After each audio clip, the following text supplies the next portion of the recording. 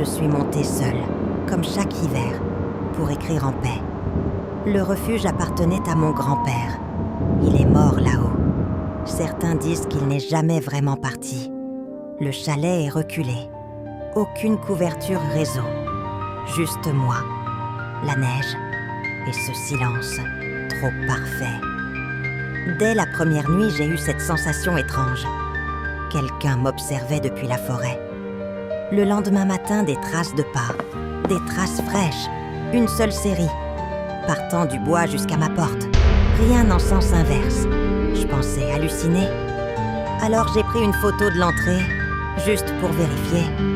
Sur le cliché, il y avait une silhouette noire, immobile, près de l'escalier. Je n'étais pas seule. J'ai fouillé le chalet de fond en comble. Sous une latte du plancher, j'ai trouvé un vieux journal, 1983. Mon grand-père y écrivait qu'une présence l'empêchait de dormir et qu'elle prenait une forme humaine quand la tempête s'approchait. Cette nuit-là, j'ai entendu des grattements derrière le mur du salon. En déplaçant une armoire, j'ai découvert une fissure et derrière, un tunnel, organique, humide, vivant. Il respirait. Je l'ai vu bouger. Et puis, elle est sortie. Pas en courant, pas en rampant. Lentement, comme si elle savait que je ne pouvais plus fuir. Une chose, un mélange de neige, de bois, de chair pourrie. Avec mes yeux, j'ai tenté de fuir. Mais chaque porte du refuge me ramenait à la même pièce. Encore et encore. Comme si le chalet s'était retourné contre moi. Ou comme si je n'étais jamais vraiment venue ici. Ce matin, j'ai trouvé un nouveau journal posé sur la table. Ma propre écriture, datée d'aujourd'hui. Il se termine par cette phrase. Il croit encore pouvoir repartir. Il est déjà à nous.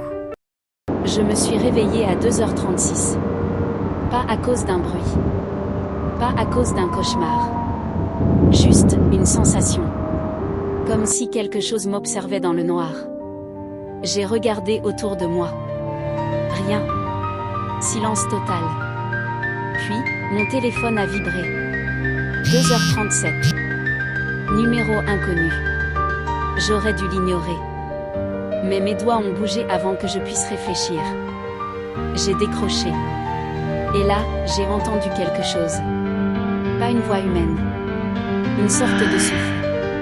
Comme un murmure à l'intérieur de ma tête. Ça disait « Tu m'as entendu maintenant. Tu ne peux plus revenir. » J'ai raccroché. Jeté le téléphone à l'autre bout de la pièce. Je respirais vite. Trop vite. Puis je suis allée dans la salle de bain. Je voulais me passer de l'eau sur le visage. Mais le miroir était couvert de buée. Et dans cette buée, quelqu'un avait écrit « Ne réponds pas demain ». Je suis restée figée. Le message s'effaçait lentement. Et mon reflet n'était pas tout à fait moi. Il souriait. Moi, non. J'ai couru dans ma chambre. Et là, je me suis vue. Allongée dans mon lit. Inerte. Les yeux ouverts. Et debout à côté, il y avait une ombre. Immobile. Elle me regardait. Ou plutôt, elle regardait mon corps. L'horloge affichait toujours 2h37. Comme si le temps s'était figé. Et puis j'ai compris. Ce n'était pas un appel. C'était un avertissement. Ou peut-être une invitation. Tu sais ce moment où le silence devient trop lourd, où l'air semble plus dense. Moi, c'était le soir où j'ai entendu mon mur respirer. J'avais emménagé seule, dans un vieil immeuble du 14e. L'appartement était modeste, humide. Mais à Paris, on ne fait pas le difficile. C'était mon chez-moi. Jusqu'à ce que je comprenne que je n'y étais pas seule. Tout a commencé par de petites vibrations. Comme un souffle. Je croyais que c'était l'immeuble qui bougeait. Ou le métro en dessous, mais non. C'était localisé. Toujours le même mur. J'ai collé l'oreille. Et ce que j'ai entendu, c'était humain. Un rythme lent. Inspirer, expirer. Comme un être vivant, prisonnier derrière la cloison. J'ai tenté d'ignorer. Mais chaque nuit, le souffle se faisait plus profond. Plus affamé. Un soir, j'ai vu le plâtre se soulever légèrement. Comme une peau. Et cette fois-là, j'ai vu la main. Une main blanche. Tremblante.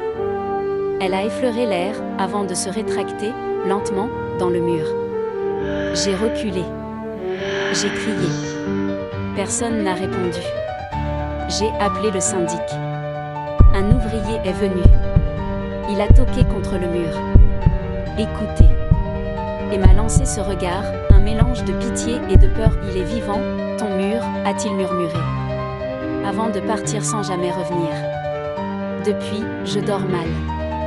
Je ne dors presque plus. Le mur a commencé à m'appeler par mon prénom. Pas avec des mots. Avec des souffles. Des soupirs. Qui imitent ma voix.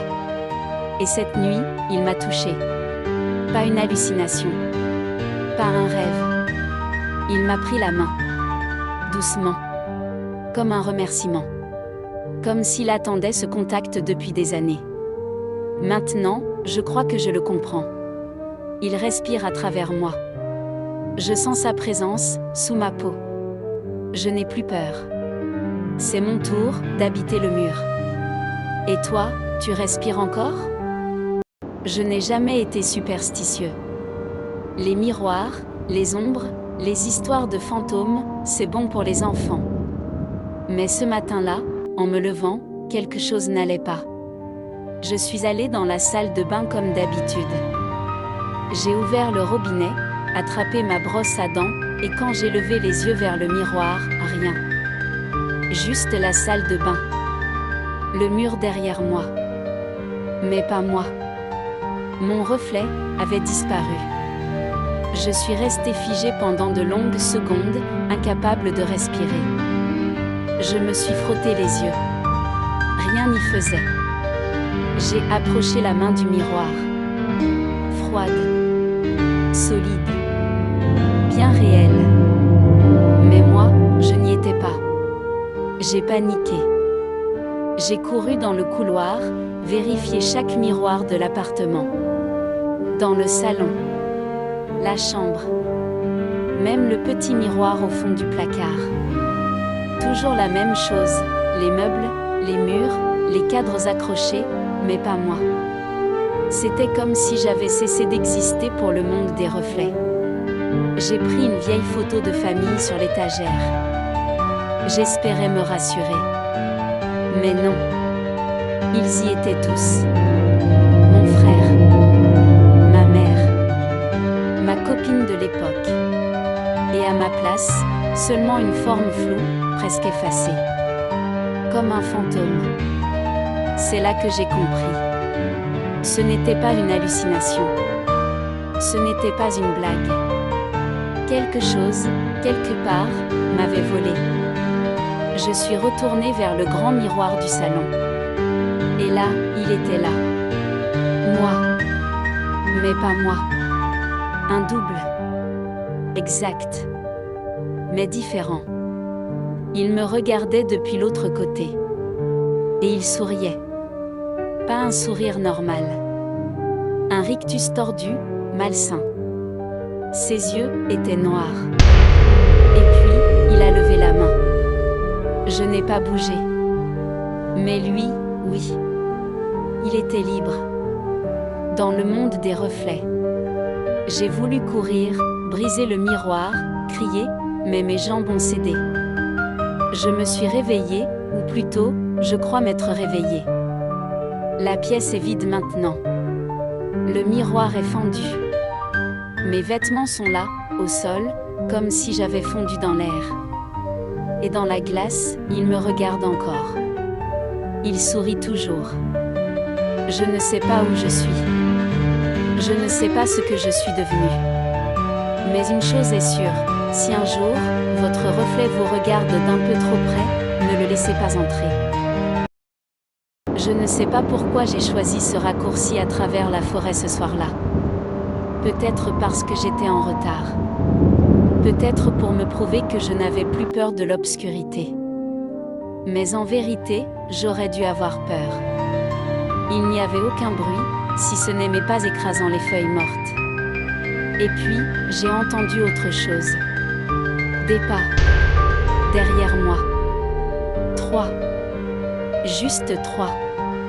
Puis plus rien. Je me suis arrêtée. Le silence est revenu, oppressant. Je me suis retournée. Personne. Mais l'air semblait tendu. Comme si la forêt retenait son souffle. J'ai repris la marche, plus vite. Encore une fois, 1, 2, 3 pas derrière moi. Et puis, le silence. C'était parfaitement synchronisé. Quand je marchais, ça marchait. Quand je m'arrêtais, ça s'arrêtait. Mais ce n'était pas un écho. C'était décalé, calculé. J'ai voulu courir, mais mes jambes étaient lourdes. Mes mains tremblaient. J'avais cette sensation atroce, que quelqu'un me collait à la peau, juste hors de mon champ de vision. Alors j'ai osé. Je me suis retournée brusquement. Il y avait quelqu'un. Juste là. À quelques centimètres derrière moi. Mais je ne voyais que son dos, figé, immobile, comme s'il m'attendait pour changer de place. Mon cœur s'est figé. Je n'ai pas crié. Je n'ai pas bougé. Et c'est à ce moment-là que j'ai compris. Ce n'était pas lui qui me suivait. C'était moi qui venais d'arriver à sa place. Maintenant c'est moi qui marche 3 pas derrière quelqu'un d'autre à jamais.